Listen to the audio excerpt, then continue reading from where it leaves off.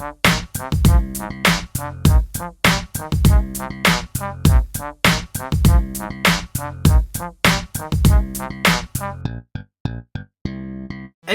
End takes place on a mining planet in distress. The company, Ravenwood, hasn't made contact with HQ in days, so a mercenary team is assembled to investigate. Naturally, the team is shot down from space, and you, Jameson, the old grizzled soldier with a disgraced past, are one of the lone survivors. Most of the story is told through gameplay, with Jameson talking to himself or conversing with his AI communicator, Helios. It's an interesting setup with an aged hero most games don't tackle, but the narrative unfortunately just doesn't go anywhere. The game is a Metroidvania, and I would call it more a Metroid than Castlevania, as it tries to evoke the desperation of survival games and the general vibe of the Alien franchise. It's definitely one of the toughest openings to a game I've ever played. When Jameson crashes, he is low on health, has no weapons, and his shock absorption program on his suit has shorted out. I'll give props to Exile's End for making me feel unsafe, and in turn having me play carefully until I was able to restore my health, suit, and grab a weapon. But I would also argue it goes on for too long.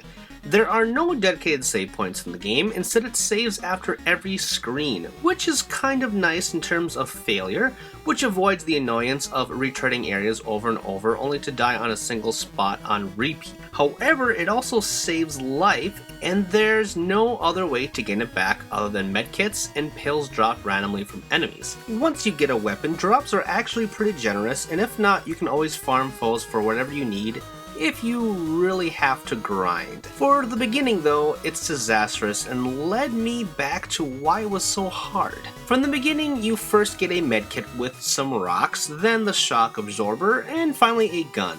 Rocks can activate switches and kill worms, but those enemies don't drop health, aka you only get one healing item until you get a weapon, which again is a long stretch until you get it. So if you happen to have a terrible time into a certain corridor and move on to the next, you're stuck with that health because of the active saves.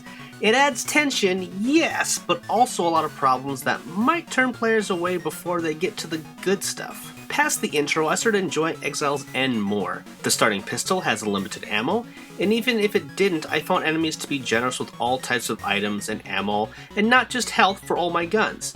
Aside from those health drops, you have a barrier activated by crystals obtained from enemies as well. Those Hecatium crystals are what Ravenwood are after. They can even be used later to charge an alien blaster that's powerful but also degrades your aforementioned shield.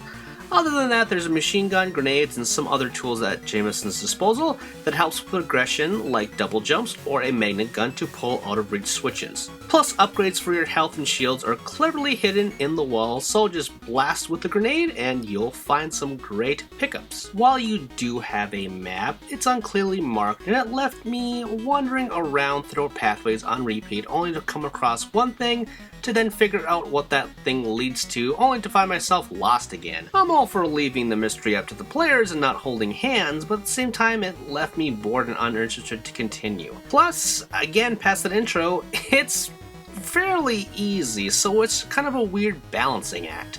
Plus, there's no warping of any sort, and again, no checkpoints. It just made playing feel like a chore at times to artificially elongate the somewhat short campaign. For those interested, there is a survival mode wherein you have to find items and defeat monsters in order to move on with leaderboards.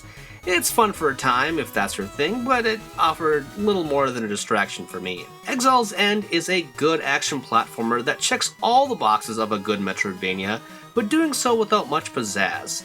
It's a fairly short experience that is fine and does a nice job in evoking a horror-type vibe, but due to some poor design choices, it doesn't reach the greater heights of its predecessors in the genre. That being said, even with its flaws to those wanting a good Metroid experience, especially with Nintendo negating that, this will suffice for now. Did you know that was a ReActionExaminer video? If you liked it, you should subscribe to me to keep up with everything that I'm doing. Also, if you have some other interests, like sex for example, check out Tomops, which is a comedy sex podcast thing wherein my best friend and I check out the weird and abnormal and the erotic.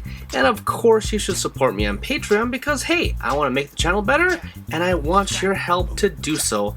Plus, if you want to check out my writing, check out Game Jerk, where I have archives and new stuff for all projects, okay? You can find all the stuff and more in the description with the links below. Thanks for watching, and I will see you all next time.